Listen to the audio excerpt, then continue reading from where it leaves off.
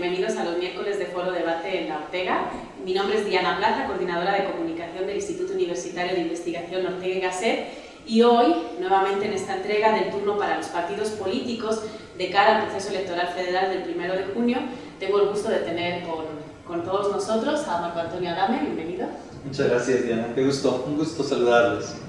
Bueno, Marco Antonio es coordinador de Asuntos Internacionales del Partido Acción Nacional y hoy pues tiene el espacio para compartirnos una propuesta política de cara nuevamente pues, a elegir informados, ¿no? Que es un compromiso del Instituto Ortega y Gasset, abrir esos espacios a la ciudadanía, informar el voto y todo pues, con nuestro compromiso por pues, fomentar los valores cívicos y de la cultura democrática.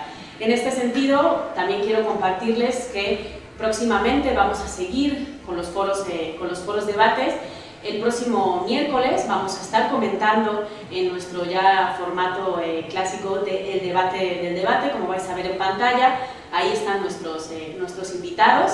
Y posteriormente vamos a cerrar el 20, el turno para los partidos políticos, con Arnulfo Valdivia, que viene en representación del Partido de la Revolución Institucional. ¿Sí? No olvidéis que podéis plantear todas las preguntas que gustéis a Marco Antonio Adame a través de nuestras redes sociales, a través del Facebook y si gustáis también a través del Twitter con el hashtag Elecciones México. ¿Sí? Ahí podéis estar planteando todas las preguntas que consideréis y posteriormente al final de la exposición nosotros se las compartiremos para que en tiempo real os la puedan estar contestando.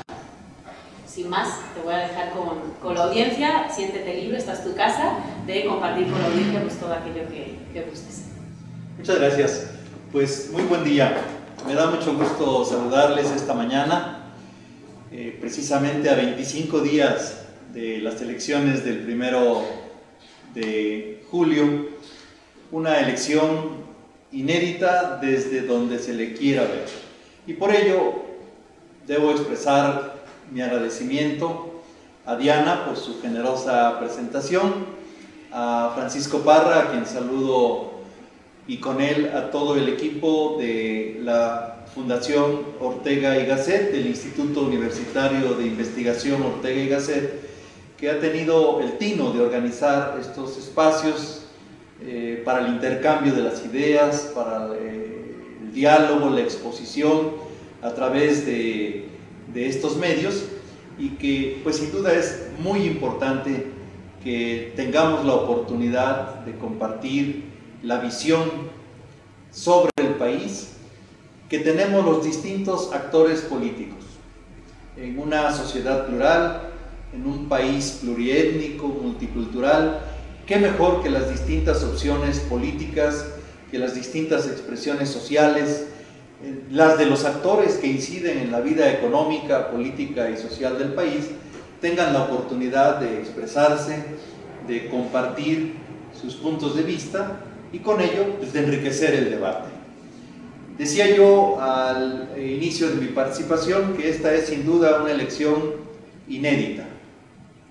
Por su magnitud, no hay en la historia de nuestra democracia una elección que tenga de manera simultánea tantos cargos en competencia. A nivel federal, en el orden federal, en el orden estatal, en el orden municipal, más de 3.000 cargos estarán al escrutinio ciudadano. Y esto además es inédito porque ocurre en un momento singular de la vida de nuestro país. En un momento en el que el régimen político está agotado, en que la capacidad de respuesta de las instituciones económicas, sociales y políticas que integran nuestro régimen actual y el sistema político mexicano muestran signos claros de agotamiento. ¿En qué podemos identificar ese agotamiento?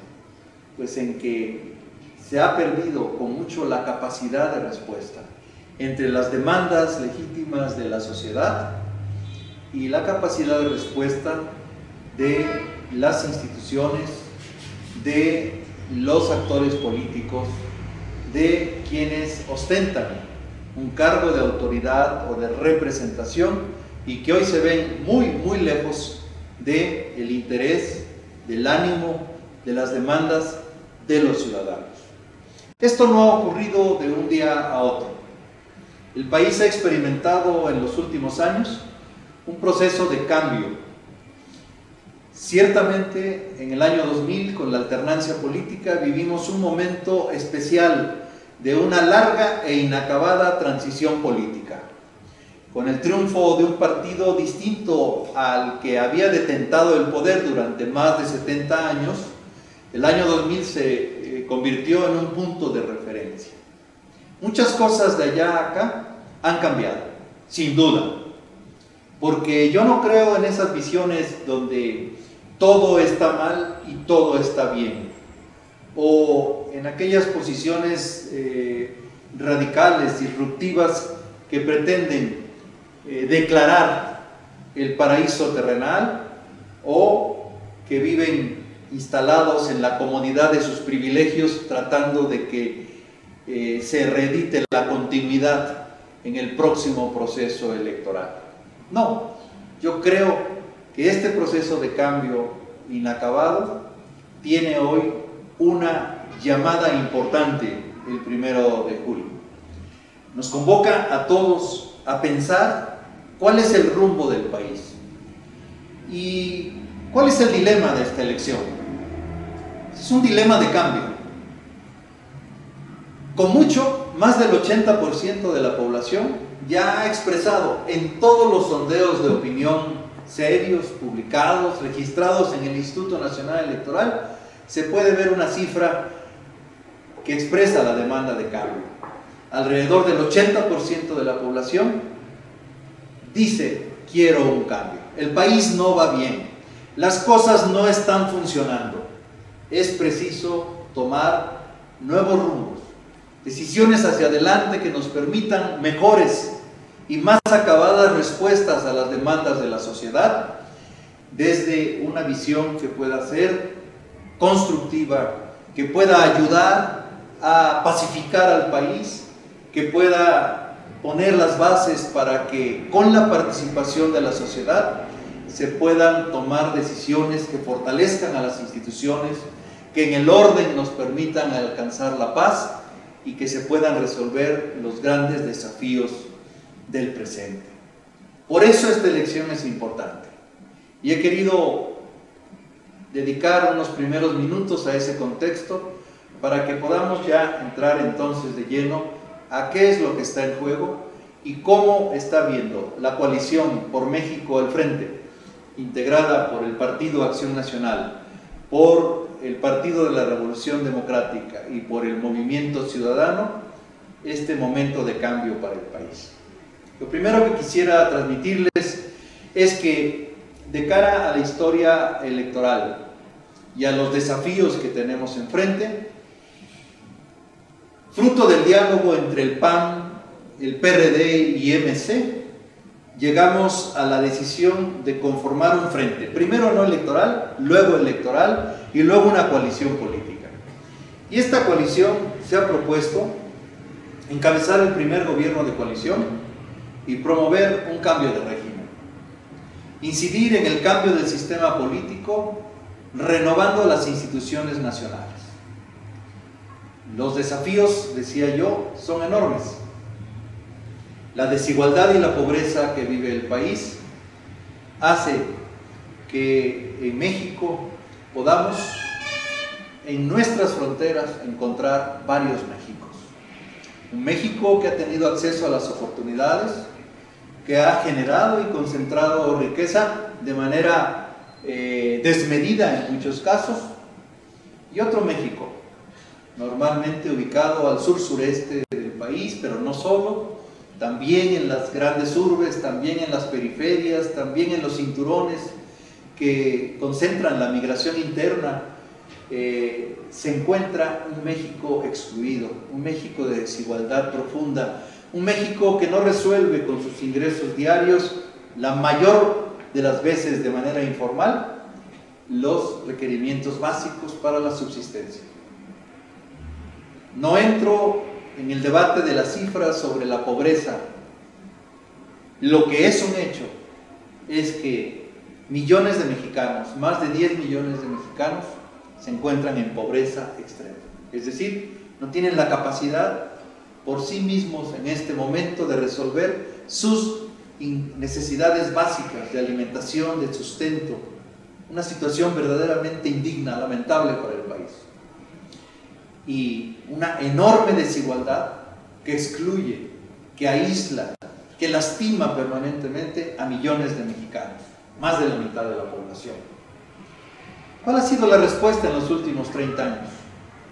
Programas discrecionales, clientelares, opacos, millones y millones de pesos dedicados a combatir la pobreza, y los índices no se han movido en más de 2 décadas.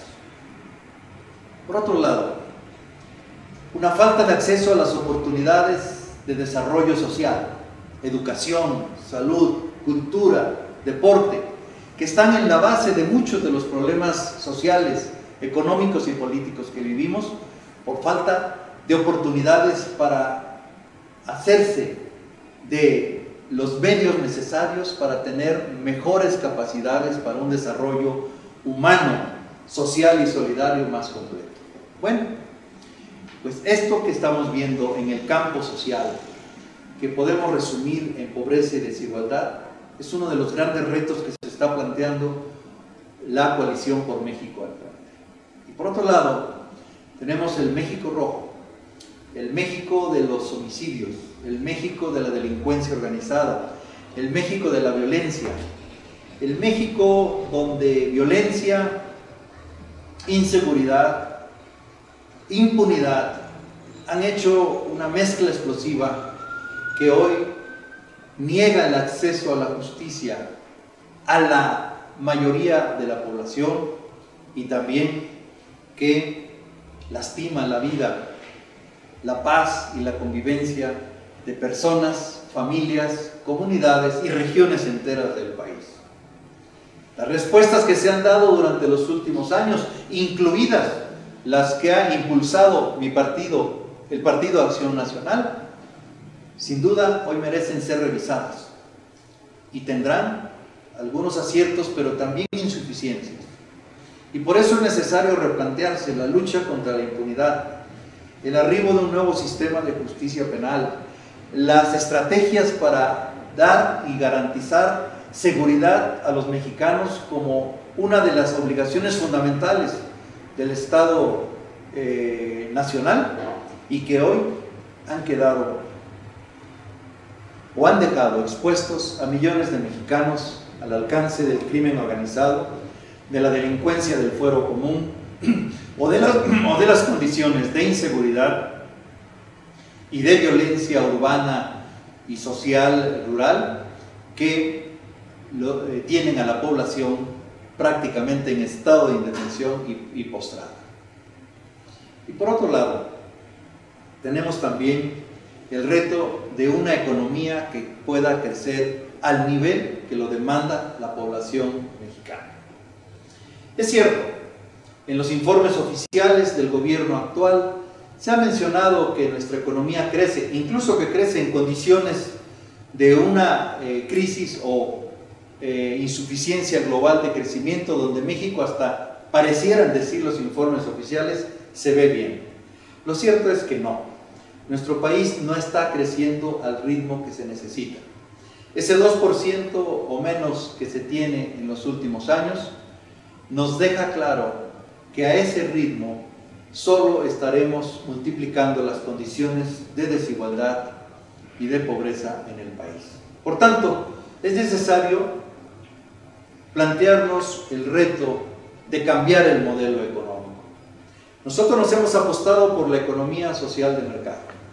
Hemos hecho una apuesta por poner las bases del crecimiento en el respeto a las libertades fundamentales, en el lugar que tiene el orden, la ley, el respeto a las condiciones que permitan atraer más y mejores inversiones, y hemos dicho que eso requiere de un cambio de fondo, requiere de un replanteamiento, que por un lado atienda la solución a la pobreza extrema. Eso es lo que ha dicho Ricardo Anaya a lo largo y ancho del país y en todas sus presentaciones, y por otro lado una serie de estrategias de impulso al crecimiento, al mayor crecimiento y desarrollo económico, que incluya medidas que generen con la inversión pública y la inversión privada en un esfuerzo conjunto el reto de acercar a las zonas con mayores necesidades la infraestructura, las tecnologías y las oportunidades de acceso al mundo del trabajo, al mundo del desarrollo humano, social, económico y en consecuencia político. Y también tenemos a la vista el tema de la violencia. Quisiera remarcarlo porque la violencia como fenómeno social está destruyendo a nuestra sociedad. Pone en riesgo a las propias instituciones del país. Las propias elecciones se ven impactadas hoy con un número de actores políticos sin precedente que han quedado, han perdido la vida o han quedado fuera de la posibilidad de contender ante el riesgo o las amenazas o la cooptación de los agentes del crimen. Y por otro lado, tenemos la violencia social. Quiero también insistirlo porque estamos ante los índices de homicidios y de otros delitos de alto impacto como no hay precedentes desde que se miden en el país estos indicadores. Significa que el modelo ha fracasado. Significa que lo que hemos hecho hasta ahora para dar seguridad, para generar condiciones que contengan y erradiquen la violencia en la comunidad, en los estados, en el país en su conjunto, lo que se está haciendo no está bien. Finalmente, nos hemos planteado el reto de combatir la corrupción. La corrupción consume toda la riqueza que no se está invirtiendo en el desarrollo social, en infraestructura y en crecimiento de las zonas con mayor desigualdad. Los miles de millones de dólares que representan más de 10 puntos del PIB por temas relacionados con la corrupción a pequeña y a gran escala y que no son castigados, lo que se vuelve un incentivo perverso para seguirlos cometiendo, porque la probabilidad de que alguien que comete un delito de corrupción sea castigado es bajísima.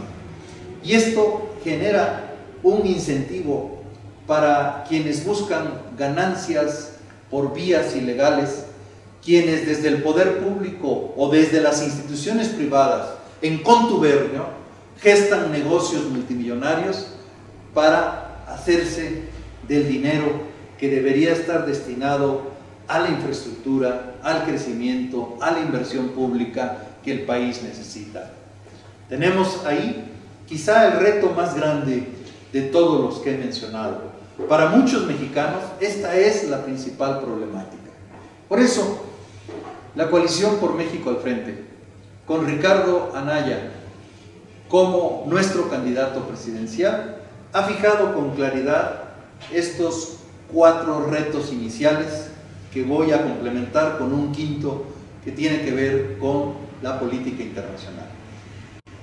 Ricardo Anaya ha dicho que el cambio de régimen, que el gobierno de coalición tiene sentido y se justifica porque en medio de grandes temas que hoy están a discusión y de grandes demandas que están esperando solución, estas son 4 de los desafíos más importantes. Combatir la corrupción frontalmente. Fiscal autónomo, reforma al 102, a lo que se niega y se ha negado sistemáticamente el PRI, y lo que hoy no acepta Andrés Manuel López Obrador cuando dice: yo quiero poner al fiscal para que sea alguien que dependa de mí. Nos parece inaceptable cuando la voz de la sociedad ha dicho: la única manera de tener éxito en el combate a la corrupción en la vía de la fiscalía es que ésta sea autónoma, independiente del poder en turno. Reforma al 108, que el presidente de la República y los funcionarios públicos puedan ser juzgados si cometen actos de corrupción durante el ejercicio de su cargo. Muerte civil a los servidores públicos corruptos, que quien sea juzgado y sentenciado por un acto de corrupción no vuelva a ocupar un cargo público. Y toda una campaña nacional para fomentar la cultura de la transparencia, de la rendición de cuentas a lo largo y ancho del país, en todas las responsabilidades públicas y privadas. Es apelar al valor de la honestidad, que hace mucho fue erradicado del discurso político. Es reconocer que solo en la probidad, la transparencia y el cumplimiento de la ley, con rendición de cuentas y con sanciones para los corruptos, se puede tener la posibilidad de erradicar, de combatir la corrupción de manera efectiva. No es con buenos deseos, no es pensando que si el presidente se porta bien, todos los demás, casi por acto de magia, como dice Andrés Manuel, se van a componer todos los temas de corrupción. Esto es una utopía. Esto es no tener idea de cómo funcionan los actos de corrupción y también cómo deben organizarse, no tener idea de cómo deben estar organizadas las instituciones para pensar que por un acto de voluntad individual se puede arreglar ese problema, cuando lo que se necesita es un sistema institucional ordenado, eficaz, que cumpla con esos objetivos. Bien, combate a la corrupción, combate a la inseguridad, la violencia y la impunidad, dándole a las instituciones encargadas de brindar seguridad y justicia los recursos, las capacidades y la visión de la seguridad que vaya más allá de pensar que descabezando cárteles se puede solucionar, o que pretenda que con la participación de las Fuerzas Armadas en las calles, supliendo a policías que no están preparadas y que tampoco se hace mucho en los estados por prepararlas, se va a solucionar el problema. No, hay que cuidar a la población, hay que desarrollar las policías, hay que invertir en ellas, hay que darles la certificación y la solidez institucional que requieren. Mientras tanto, las Fuerzas Armadas, que merecen todo nuestro respeto y reconocimiento, seguirán apoyando las zonas donde la población esté en estado de indefensión mientras se desarrollan estas corporaciones. La lucha contra la desigualdad y la pobreza la he mencionado en la primera parte de mi intervención, y el crecimiento económico también.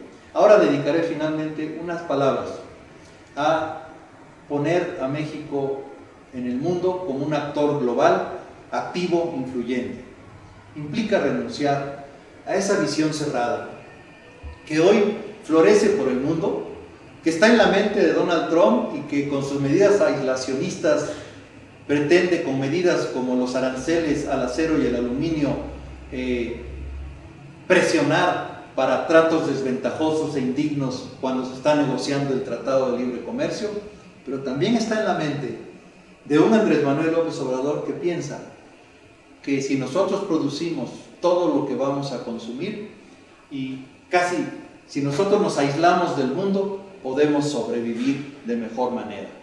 Esa es una visión reprobada por la historia. Esto es estar viendo al país con los ojos en la nuca. Esto es conducir los destinos de la gran fuerza nacional viendo el retrovisor. No, tenemos que ver hacia adelante. Tenemos que entender que México, como lo ha dicho Ricardo Anaya y como lo propone la coalición por México al frente, debe ser una nación abierta, una nación que se comprometa en serio con la cooperación, con la integración y con la diversificación de todas las actividades nacionales para ser parte de un mundo global, solidario, integrado y abierto a las oportunidades que el comercio, la vida cultural y la fuerza de las naciones puede generar en la comunidad internacional. Son visiones puestas en la riqueza del país para que pueda ser desarrollada en beneficio de sus habitantes, pero es también poner la mirada en un México que tiene mucho que aportar al mundo, que tiene mucho que desarrollar en la agenda internacional y que al interactuar con otras naciones de manera diversificada, integrada, con cooperación, con apertura, puede ser parte de un mundo que todos deseamos sea más grande, más justo, más humano, más solidario. Por tanto, pues, las propuestas de la coalición por México al frente, la posición de Ricardo Anaya como un político que está viendo la agenda del presente y del futuro, que está hablando con la población, que sin miedo se presenta en las universidades, como lo ha hecho recientemente en la Universidad Iberoamericana, para tener un diálogo franco, abierto, descarnado sobre lo que está pasando en el país y que afronta las preguntas de los jóvenes, que dialoga con ellos pensando en construir juntos las soluciones. Esto es distinto a un líder que pretende decirnos lo que nos toca hacer desde su visión vieja y reprobada por la historia. Esto es distinto a quedarse en una posición de privilegios como pretende el Partido Revolucionario Institucional desde su propuesta de continuidad cómoda para proteger los intereses de una clase política corrupta, privilegiada y protegida por todos los vacíos que hay legales e institucionales de un sistema agotado que no da más para resolver los problemas de la sociedad. Finalmente, así llegamos a este momento de la campaña del 2018. Una campaña desafiante, una campaña donde hemos visto de todo. Primero, la intención aviesa, perversa de un régimen que en algún lugar de la campaña del PRI tomó la decisión de fincar su éxito electoral o su avance en aniquilar al adversario y emprendió una campaña contra Ricardo Anaya para sacarlo de la elección a la mala. Ahí se fue la primera parte de este proceso, ya desde la precampaña, luego en la intercampaña y de manera importante en una parte ya de la campaña electoral. Y a pesar de todos esos ataques, y a pesar de que con muchos recursos, con la participación de muchos espacios de comunicación, de los grandes medios de comunicación, de muchos comunicadores que también estuvieron recreando esta idea, se fue generando una idea de que la manera de avanzar era aniquilar al adversario. Ricardo Anaya demostró que no tiene señalamiento que le genere una responsabilidad, porque es parte eso de una estrategia política para aniquilar al adversario.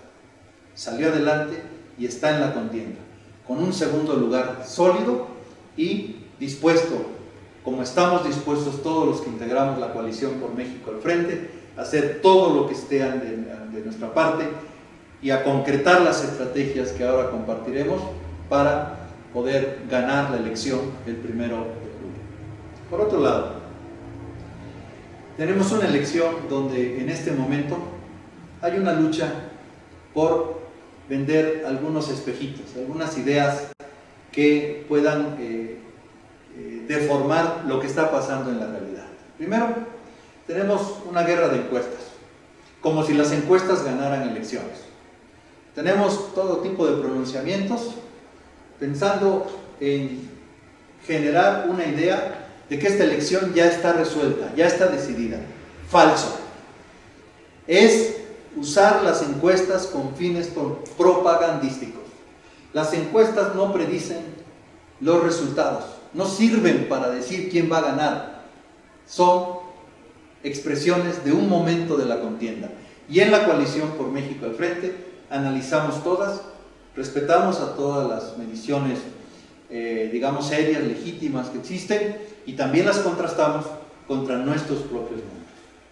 Nosotros afirmamos, en este momento la elección no está decidida, que hay una competencia muy fuerte para de aquí al 1 de julio, y que con los números con los que nosotros contamos y con la posición que tenemos ante el electorado, esta elección, que es de dos, entre un puntero que tiene 18 años en campaña y que no ha modificado sus tesis ni posiciones y por tanto no va a modificar el resultado que tuvo en las dos elecciones anteriores de perdedor, estará frente a un candidato que está, Ricardo Anaya, que está en un segundo lugar y creciendo de cara al 1 de julio para ganar las elecciones.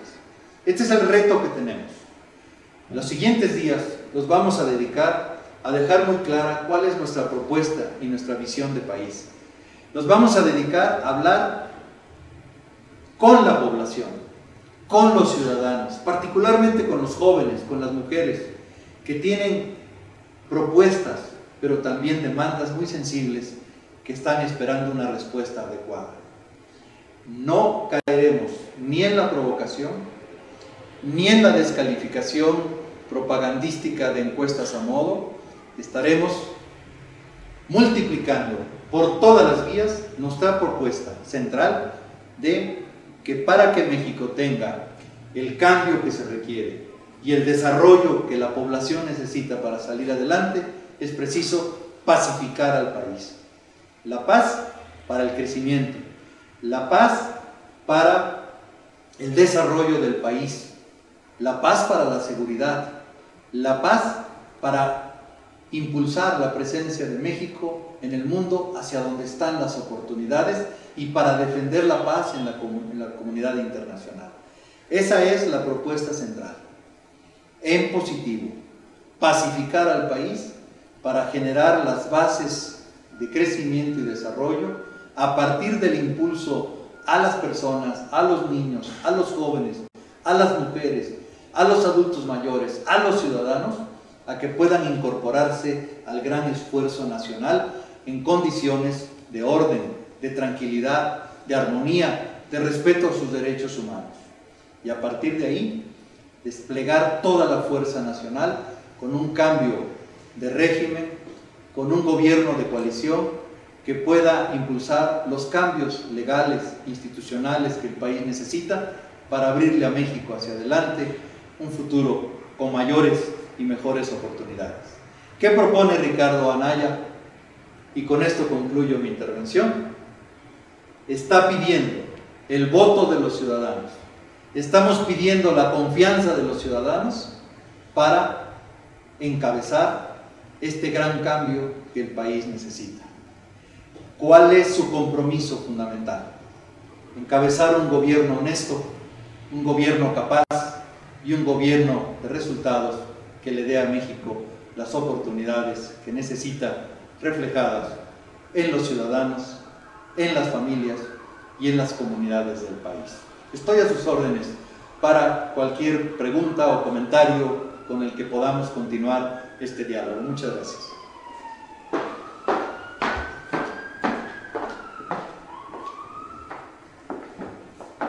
Bueno, muchísimas gracias en primer lugar, y ahora pues voy a plantearte algunas de las cuestiones que nos han compartido.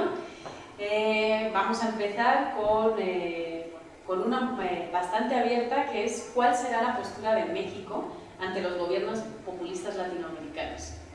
Cómo no, con mucho gusto. Bueno, siendo muy claro, en este momento hay una serie de posiciones que se enmarcan dentro del populismo, que están buscando mantenerse en gobiernos de la región, como el caso de Nicolás Maduro en Venezuela, o perpetuar su dominio ya de décadas, como en el caso de este cambio que se está dando, en mi opinión, una simulación de cambio democrático en Cuba. Y pues en unos días más tendremos la segunda vuelta en Colombia, donde también pues estarán en las boletas dos visiones de país. Uno que coincide con nuestra posición en favor del orden de las instituciones y de la responsabilidad social, económica y política, y otro que cree, como Andrés Manuel, que las cosas se solucionan de un día a otro con alguna declaración, como el caso de Petro en Colombia. Y por otro lado, pues muy preocupados por lo que está pasando en Nicaragua, donde se ha enquistado en el poder una familia que también, al margen de derechos humanos y de respeto a instituciones fundamentales del sistema democrático y de cada uno de estos países, como el caso de Nicaragua, la violencia y todo el efecto de políticas desastrosas, pues tiene hoy a la población sumamente preocupada y también sufriendo violencia en distintas expresiones y manifestaciones sociales. De todos estos casos, el más visto, el más visible, acaba de ser enmarcado ahora en la declaración de la Asamblea General de la OEA, con esta declaración que ha finalmente sido votada a favor para iniciar el proceso para excluir del sistema interamericano a Venezuela, porque finalmente están a la vista violaciones sistemáticas a los derechos humanos, violaciones sistemáticas a los principios democráticos. ¿Qué va a hacer la coalición por México al frente? Mantener una presencia activa en el mundo. No hacerse de lado frente a hechos de violación flagrante a los derechos humanos. Nosotros no creemos en la posición de Andrés Manuel López Obrador, que dice: yo no hablo de otros países para que luego no me critiquen a mí. Eso, francamente, es una irresponsabilidad humana, solidaria, política con el mundo, ahí donde los derechos humanos se están violentando. Okay. Y en este sentido, ya que tuvimos la oportunidad, ¿no?, en el segundo debate de los candidatos, ¿no?, que era para política internacional, y bueno, se dedicaron ¿no?, solo a hablar de la relación con Estados Unidos, la posición del frente sí es, no sé si decirlo así, pero sí, lo voy a decir, sí es recuperar un poco ese liderazgo de México en la parte sur, ¿no?, del continente. Bueno, para nosotros es muy claro, la identidad que tenemos, la identidad cultural y la pertenencia a Latinoamérica es algo que va en el alma y en el pensamiento, en la idiosincrasia de nuestro pueblo. Podemos decir con toda claridad que queremos ser buenos vecinos de un país al que respetamos y apreciamos como los Estados Unidos, con un gobierno hoy desafortunado como el que está tomando medidas contra los mexicanos. Sí, buenos vecinos, pero mejores parientes. O sea, una relación clara con esta región del mundo donde cultura e identidad es propia de nuestra lengua, de nuestros valores, de nuestras creencias, de nuestras aspiraciones. Y en ese sentido sí nos preocupa mucho lo que pueda pasar en México y en Latinoamérica, porque finalmente es el destino de toda una región del mundo donde hay la esperanza de un polo de desarrollo si se logra mejores condiciones de unidad, de coincidencia y de fuerza de todas las capacidades de nuestra región. Y por seguir con los debates y aunarla al tema encuestas, digo, mencionabas que es un hecho, no es que tenga que ser un resultado electoral, son encuestas de intención de voto, además, hay indecisos todavía, ¿no? ¿Cuál sería el reto de los candidatos o qué podemos esperar del tercer debate que ya es la siguiente semana? Y en ese sentido, ¿cómo se revierte cómo se revierte esa gran distancia que nos muestran las encuestas? Bueno, primero asumiendo con toda claridad, con toda objetividad, cuál es la posición electoral en la que estamos. Nosotros sabemos que en estas mediciones hay un segmento de la población, alrededor del 20% de electores que podríamos llamar, como los llaman en las mediciones, ¿no?, o indecisos, o la no respuesta, o votantes que se han ido con alguna preferencia de manera un tanto resignada, porque quizá algo de lo que está sucediendo en los otros candidatos o fuerzas no les convence del todo. En estos días hay una cantidad enorme de electores que están atentos, están discutiendo, están esperando conocer de mejor manera cuáles son las posiciones, las propuestas de los distintos candidatos y de las coaliciones que hoy aspiran a la presidencia. Y nosotros vamos a estar concentrados en ellos.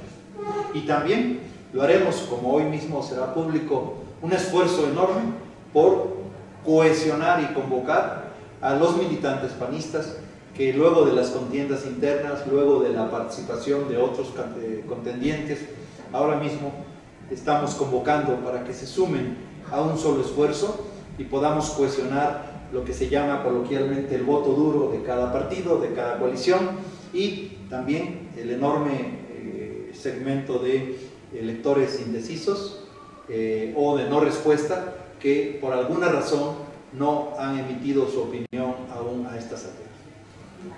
Referente, bueno, ayer bien sabes que nuestro candidato estuvo en la Universidad Iberoamericana y tuvo dos preguntas que son las que fueron más polémicas. Una fue en torno a lo que haría si el candidato del PRI, ¿no? declinase el voto en favor del frente, y él respondió que no le interesaba. No sé si puedas ahondar un poco en esa. Sí, y luego la otra pregunta polémica fue en torno al apoyo o la posición del frente a los derechos LGTB, la diversidad sexual y claramente ¿no? el aborto. Entonces a eso lo preguntaron como candidato, claro. Y si puedes compartir con la audiencia. Con mucho gusto. Bueno, primero estamos muy contentos. Nuestro candidato, siguiendo esta idea de sin miedo al Ibero, ¿no? El hashtag que se generó ahí, pues literalmente, porque, a ver, todas las escuelas, todas las universidades son muy importantes, pero esto tomó una connotación en los últimos años, porque hace 6 años ahí surgió un movimiento que se volvió un referente en demanda, en expresión de esa sana rebeldía ante lo que está mal, ante lo que tiene que cambiar. Y por otro lado, pues porque ahí un candidato en ese entonces pues se fue a meter a los baños y salió por la puerta de atrás. Entonces había como una discusión que seguramente es la que están considerando ahora Andrés Manuel y Mitt, que no quisieron ir al Ibero y que no estuvo en las preocupaciones de Ricardo Anaya. Ricardo Anaya dijo, hay que hablar con los jóvenes, hay que tener un diálogo abierto, y eso me parece fantástico en términos democráticos. Segundo, respecto a la primera parte era de la declinación. Miren, Ricardo Anaya ha sido muy claro. Nuestra propuesta no puede depender de decisiones de candidatos, de la decisión de otros candidatos. Cada uno tiene que impulsar su propuesta y no puede depender de esas posiciones azarosas. La verdad es que no está ahí nuestra atención. Deberá estar muy preocupado José Antonio Mitt, pues porque su campaña ahí está, en tercer lugar, sólido, consistente, un poquito se mueve para un lado, para otro, pero francamente las mediciones tienen a cada uno ya en su lugar. Hay un puntero, insisto, que tiene 18 años en campaña, está Ricardo Anaya, que está en posición de colocarse como el que puede ganar la elección el 1 de julio, y estamos trabajando para ello, y muy atrás, seguramente la decisión que él tome en cualquier momento pues será su decisión. Nosotros estamos concentrados en hablarle a los electores que pueden darnos la victoria. Entonces, vamos, cada quien tiene su camino, su ruta, que le vaya bien a cada uno hasta el punto en que no nos perjudiquen y podemos seguir con la campaña con toda la fuerza. Respecto a los temas digamos, más de fondo, bueno, primero, yo creo que el valor de la sesión en Ibero es que Ricardo Anaya presenta con toda claridad su posición. Es la posición también de nuestra coalición. Estamos a favor de la vida, de los derechos fundamentales. Ahora, a la hora de construir esta coalición, cada partido puso al frente aquello en lo que coincidimos plenamente, que son estos 5 grandes asuntos que forman el programa de la coalición. Y cada partido tiene sus propias posiciones también, que históricamente han sostenido y han defendido. Para el caso del PAN, el propio mecanismo del Instituto Nacional Electoral prevé inscribir la plataforma del Frente y la plataforma de Acción Nacional. Y en ese sentido yo ratifico lo que él dijo. Estamos por el respeto a la vida, estamos por no criminalizar a las mujeres, y de hecho, porque las leyes que han ido surgiendo en 17 estados que tienen esta legislación para proteger derechos superiores frente a actos que pueden ser muchas veces lesivos para una persona que sufre distintos agravios y atentados en su vida, no sea doble o triplemente criminalizada. ni victimizado. Entonces, en ese sentido, nuestra posición es abiertamente a favor de la vida y respetando los derechos fundamentales de las personas, particularmente la no criminalización del aborto. Okay. Entonces, eso sería que las leyes de digamos, poder abortar dentro de los 3 primeros meses, bajo ciertos requisitos, los estados que se van a aprobar se mantendrían. Bueno, es que eso no lo decidimos nosotros, ni lo puede decidir el presidente de la República. Ese es un tema que está debatiéndose y se ha debatido en cada estado, y ahí mismo se han fijado las posiciones. Cada partido ha fijado su posición en su momento, y nosotros hemos dicho en cada caso cuál es el sentido de nuestro voto, a favor de la vida. ¿Y en temas de diversidad sexual? Respeto absoluto, porque son decisiones que tienen que ver con la libertad de las personas. Lo que tiene que hacer el Estado Nacional es generar las condiciones para que se identifique claramente el ejercicio de algún derecho, sin que esto implique violar derechos fundamentales. Y en cuanto a la elección sobre cómo quiere vivir cada persona, su sexualidad y demás, bueno, nosotros podemos tener una posición. Yo tengo mi posición personal, mi partido tiene la suya, y la coalición y los partidos tienen la suya, pero finalmente es algo que tiene que ver con una decisión que está en la libertad de las personas, y me parece que ahí las leyes deben de ser garantía del respeto a los derechos fundamentales. Y ya por concluir, hay algunas referentes a las propuestas políticas en concreto. Hay una referente muy a la actualidad, es que vamos a hacer con el Telecan, y sobre todo con los últimos días un poco movidos en este aspecto. Y luego, como mencionabas, ¿no?, el cambio de sistema económico. ¿Cuál sería o qué sectores productivos son los que se van a apoyar o implementar en un primer momento? Esa sería de materia económica. Y luego preguntaban otra en otro aspecto, pero si quieres, bueno, responde esta y ahora vamos con la. Sí, bueno, en primer lugar, yo creo que bueno, habéis hablado de esta última ¿qué sectores productivos en concreto se van a, y Telecan, ¿qué hacemos con él? Bueno, ¿qué hacemos con él? Bueno, el Tratado de Libre Comercio ha sido benéfico para el país. Nosotros estamos porque se defienda todo lo que ha significado crecimiento y desarrollo para el país, y cualquier negociación vaya orientada a mejorar cada uno de los capítulos que lo integran, particularmente incorporando las áreas de la actividad económica que en aquel entonces no estuvieron incluidas. Parece ya muy difícil que este tratado se pueda acordar como pretendió en algún momento el gobierno. Esa fue la sensación que tuve previo al proceso electoral. Yo creo que los últimos acontecimientos dejan claro que es un tema que puede quedar muy bien para el nuevo gobierno. Además, porque habría condiciones más sólidas para una negociación frente a un socio que pues es impredecible y que al final pues va llevando las cosas al ritmo de un Twitter. Y eso, pues, francamente, para un país que tiene anclada su economía, donde el 80% de las exportaciones están hacia allá, donde las distintas cadenas productivas están íntimamente relacionadas en porcentajes muy elevados de codependencia, pues francamente parece un absurdo negociarlo de cualquier forma, negociarlo por una coyuntura electoral o negociarlo mal. No, nosotros queremos que se fortalezca, que sea vigente y que sea un instrumento que pueda ser benéfico para las 3 naciones por mucho tiempo.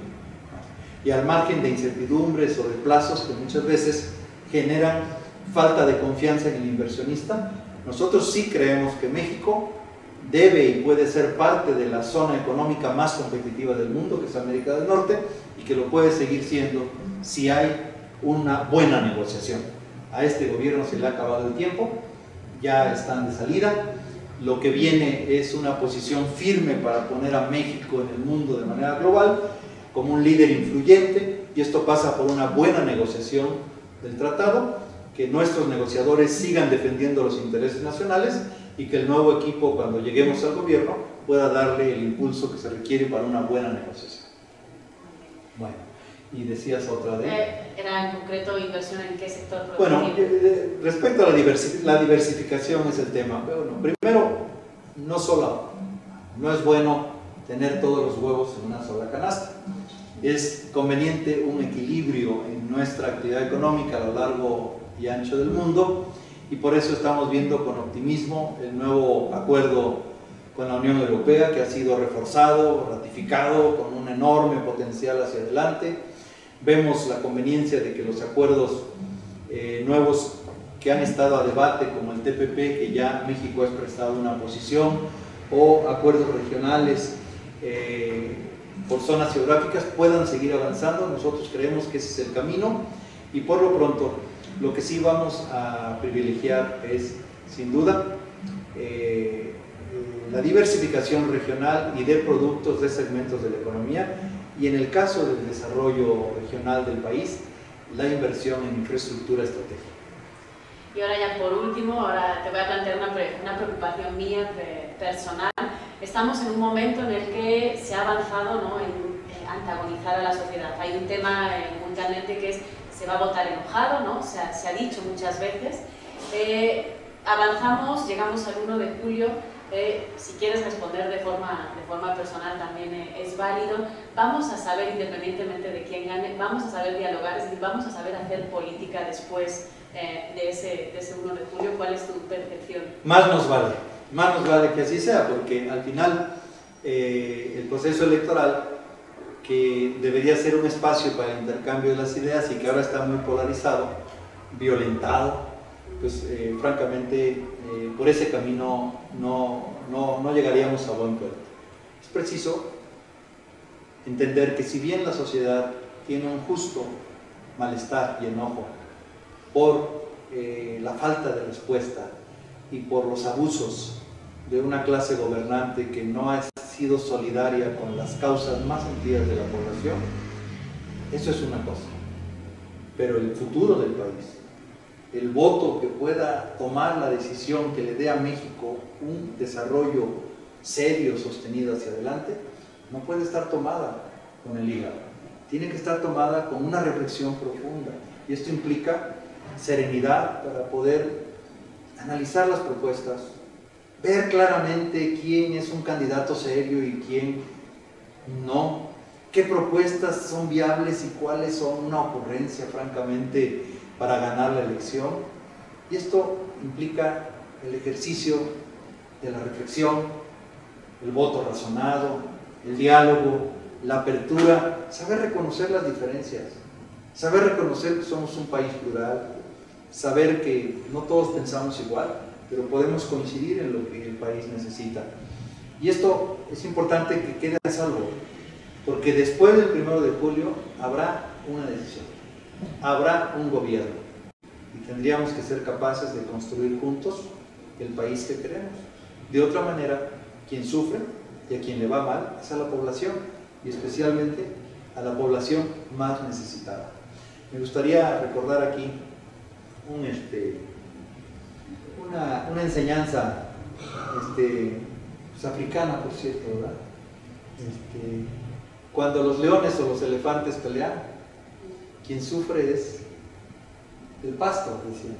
Y es que ahí donde está la población, pie tierra, más necesitada, es donde mayores efectos tiene una falta de entendimiento, de diálogo y de acuerdo entre los políticos. Por eso decimos, Ricardo Anaya y la Coalición por México al Frente propondremos un modelo de cambio de sistema y de régimen que sea incluyente, que pueda convocar al diálogo y que podamos poner juntos al frente las acciones que nos requieren a todos.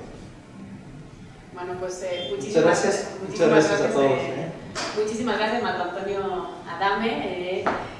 Con esta enseñanza africana, ¿no?, que nos compartías, esperemos que estemos todos a la altura, ciudadanía, clase política, después del proceso electoral y en el mes que nos queda todavía, ¿no?, que queda un largo camino. Nosotros os invitamos a que el próximo miércoles estéis aquí viéndonos nuevamente con los comentarios del debate que tiene lugar el día 12. Ya sabéis, miércoles a las 11, siguiente foro debate, es el debate del debate con nuestros analistas políticos, Yamile Andrés, Samuel Aguilar y Alonso Cedeño, y tendremos como moderadora nuevamente a Vianney Fernández, y posteriormente el siguiente miércoles 20 vamos a cerrar el turno para los partidos políticos con la propuesta del Partido de la Renovación Institucional, del PRI, con Arnulfo Valdivia. ¿Qué más? Os animamos a que nos sigáis en nuestras redes sociales, nuestro Twitter y nuestro Facebook. Ahí aparece en pantalla. Ahí no solo os vamos a estar compartiendo qué más vamos a hacer, sino que, bueno, temas de actualidad y, como siempre, pues interés para nuestros seguidores, la opinión pública en general, y por supuesto que consultéis nuestra página web para saber que tenemos nuestra oferta educativa. Muchísimas gracias por haber estado con nosotros. Muchísimas gracias a todos los que nos estáis viendo. Recordad que si alguien no pudo ver la transmisión completa, va a quedar albergada en nuestra página de Facebook, y que posteriormente, bueno, pues la podéis compartir y revisar si algo os perdisteis. Y con esto pues nos despedimos y hasta el próximo miércoles.